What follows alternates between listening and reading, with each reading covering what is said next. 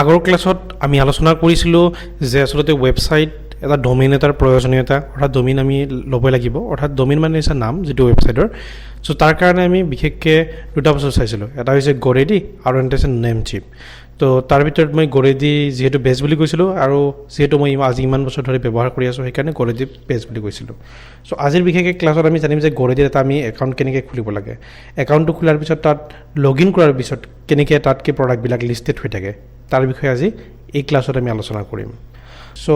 আমাৰ যেহেতু ইয়াতে একাউণ্ট নাই আমি নতুন কৰি ক্ৰিয়েট কৰিম যাৰ কাৰণে আমি ইয়াতে কৰিব লাগিব কি ক্ৰিয়েট এন একাউণ্ট এই অপশ্যনটোত আমি ক্লিক কৰিব লাগিব ক্লিক কৰাৰ পিছত ইয়াতে ইমেইল আইডি ইউজাৰ নেম আৰু পাছৱৰ্ড আমাক বিচাৰিব সো যেহেতু ইউজাৰ আইডি পাছৱৰ্ড এইবিলাক দিয়া হোৱাৰ পিছত আমাৰ একাউণ্ট ক্ৰিয়েট হৈ যাব মোৰ যেহেতু একাউণ্ট অলৰেডি ক্ৰিয়েট কৰা আছে যাৰ কাৰণে মই লগইন কৰিব পাৰিম আৰু এই পাছৱৰ্ড আৰু ইউজাৰ আইডি বহুতেই ইম্পৰ্টেণ্ট আমি যেতিয়া লগইন কৰিম তেতিয়া আমাৰ পাছৱৰ্ড আৰু ইউজাৰ আইডিৰ প্ৰয়োজন হ'ব তোমালোকে যদি অলৰেডি ইমেইল আৰু পাছৱৰ্ড লগতে ইউজাৰ আইডি দি দিছা তেতিয়াহ'লে সাইন ইন কৰিবলৈ ইজি হ'ব আৰু যেহেতু মোৰ অলৰেডি একাউণ্ট আছে যাৰ কাৰণে মই ইয়াতে ইউজাৰ আইডি ইমেইল পাছৱৰ্ড নিদিওঁ ইউজাৰ নেম আৰু পাছৱৰ্ড বহুতেই ইম্পৰ্টেণ্ট এই দুটা থাকিলে আমি একাউণ্টত লগইন কৰিব পাৰিম আৰু যদি তোমালোকে এতিয়ালৈকে পাৰচেছ কৰা নাই অৰ্থাৎ কিনা নাই ডোমেইন তেতিয়াহ'লে তোমালোকৰ তাত প্ৰডাক্টবিলাক লিষ্টেড হৈ নাথাকে যেহেতু মই কিনিছোঁ গতিকে মোৰ প্ৰডাক্টবিলাক লিষ্টেড হৈ থাকিব প্ৰথমতে মই তাতে ইউজাৰ নেমটো দি দিম ইউজাৰ নেমটো দিয়াৰ পিছত মই তাত তলতে মোৰ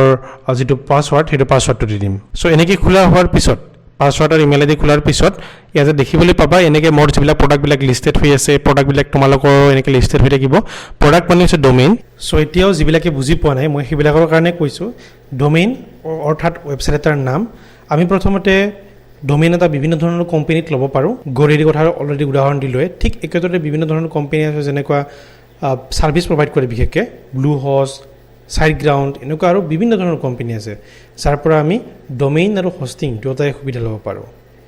সো কিছুমান কোম্পানীৰ ডোমেইন ছাৰ্ভিচটো ভাল হয় আৰু কিছুমানৰ হোষ্টিংটো ভাল হয় সেইকাৰণে আমি কেতিয়াবা কি কৰোঁ ডোমেইনটো ছাপ'জ আমি ধৰি লোৱা হ'লে এতিয়া আমি Godaddyৰ পৰা ডোমেইনটো লৈছোঁ কিন্তু Godaddyৰ মই হোষ্টিং ছাৰ্ভিচটো ভাল নাপাওঁ যাৰ কাৰণে মই ব্লু হোষ্টৰ হোষ্টিং ছাৰ্ভিচ লৈ ল'ম এতিয়া দুটা বস্তুকে আমি ইণ্টিগ্ৰেট কৰিব পাৰে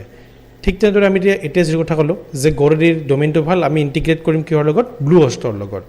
সো এতিয়া হোষ্টিং বুলিলে কি হয় সো হোষ্টিঙৰ বিষয়ে আমি নেক্সট ভিডিঅ'টোত আলোচনা কৰিম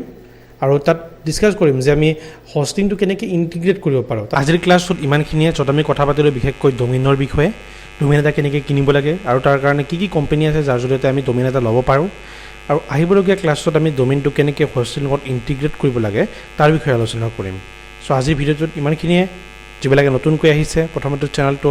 লাইক ছাবস্ক্ৰাইব আৰু যিবিলাকৰ প্ৰয়োজন বুলি ভাবে সিহঁতৰ সৈতে শ্বেয়াৰ কৰিব নাপাহৰিব